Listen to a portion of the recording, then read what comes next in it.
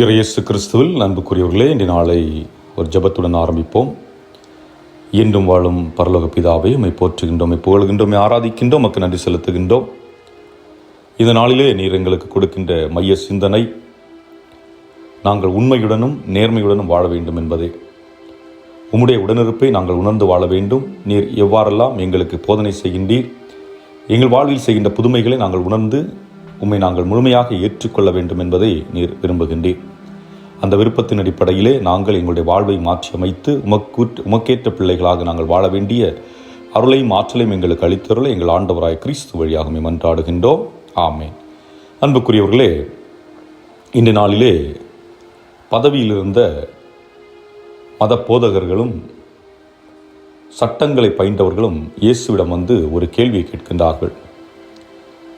இதையெல்லாம் யார் கொடுத்த அதிகாரத்தின் அடிப்படையில் செய்கிறீர்?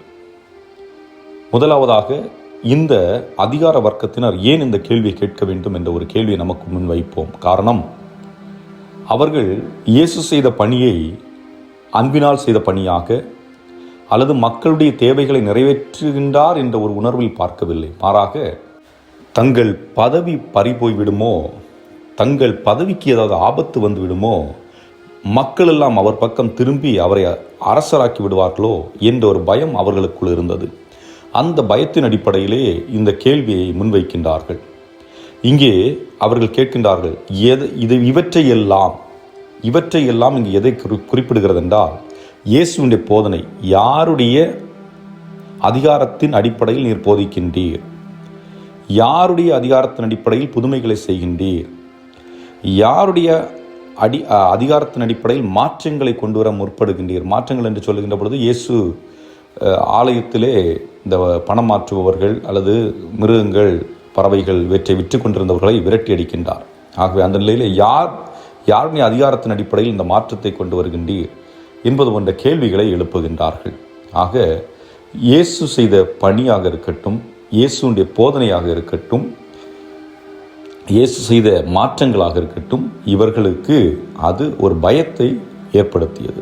ஆகவே இயேசுவை எப்படியாவது சிக்க வைத்து விட வேண்டும் என்ற ஒரு எண்ணத்தில் இந்த கேள்வி கேட்கப்படுகின்றது. ஆனால் இந்த கேள்வி எப்பொழுது கேட்கின்றார் என்றால், இயேசு இறப்பதற்கும் ஒரு வாரத்திற்கு முன்பாக இயேசு எருசலேமுக்குள் வந்து விட்டார். இந்த நேரத்தில் தான் இயேசு இந்த துறவிகளுக்கு எதிரான ஒரு நிலைப்பாட்டை எடுக்கின்றார். அவர்கள் செய்கின்ற தவறுகளை சுட்டி காட்டும் வண்ணம் இதுபோன்ற நிலைப்பாடுகள். அப்பொழுது இயேசு ஒரு கேள்வி கேட்கின்றார். திருமுழுக்கு யோவான் திருமுழுக்கு கொடுக்கிறார். எந்த அதிகாரத்தின் அடிப்படையில் கொடுக்கிறார்?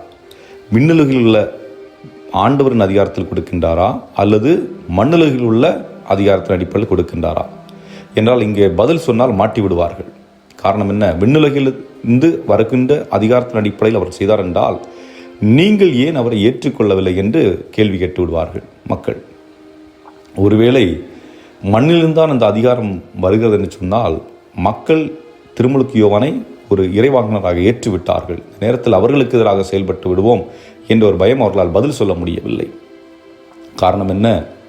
பதவியை மட்டுமே மையப்படுத்தி வாழுகின்ற பொழுது பல நேரங்களிலே உண்மையாக இருக்க முடிவதில்லை. ஏனென்றால் இவர்களால் மக்களுக்கு உண்மையாக இருக்க முடியவில்லை, கடவுளுக்கு உண்மையாக இருக்க முடியவில்லை. காரணம், தங்களை மட்டுமே முன்னிலைப்படுத்தி கொண்டு, தங்களுடைய அதிகாரத்தை மட்டுமே முன்னிலைப்படுத்தி கொண்டு முன்போக முற்படுகின்றார்கள். நம்முடைய வாழ்விலும் சிந்தித்து பார்ப்போம். அது குடும்பமாக இருக்கலாம், அல்லது ஒரு பங்காக இருக்கலாம், அல்லது ஒரு இன்ஸ்டிடியூஷனாக இருக்கலாம். நாம் இருக்கின்ற இடத்திலே உண்மைக்கு சான்று பகரக்கூடியவர்களாக, உண்மையான சேவைகளை செய்யக்கூடியவர்களாக வாழுகின்றோமா, அல்லது நம்முடைய சுயநலத்திற்கு தீனி போடும் வகையில் நம்முடைய பதவிக்கும் அதிகாரத்திற்கும் முன்னுரிமை கொடுத்து மக்களை தவறான பாதையில் வழிநடத்தி கொண்டிருக்கின்றோமா, அவர்களை அடிமைப்படுத்தி கொண்டிருக்கின்றோமா, அல்லது நேர்மையாக இருந்து அவர்களை அன்பு செய்து கொண்டிருக்கின்றோமா என்பதை சிந்தித்து பார்க்க வேண்டும். என்றால், இயேசுனுடைய போதனை அன்பின் போதனை. இயேசு செய்த புதுமைகள் அன்பின் அடிப்படையில் செய்த புதுமைகள்.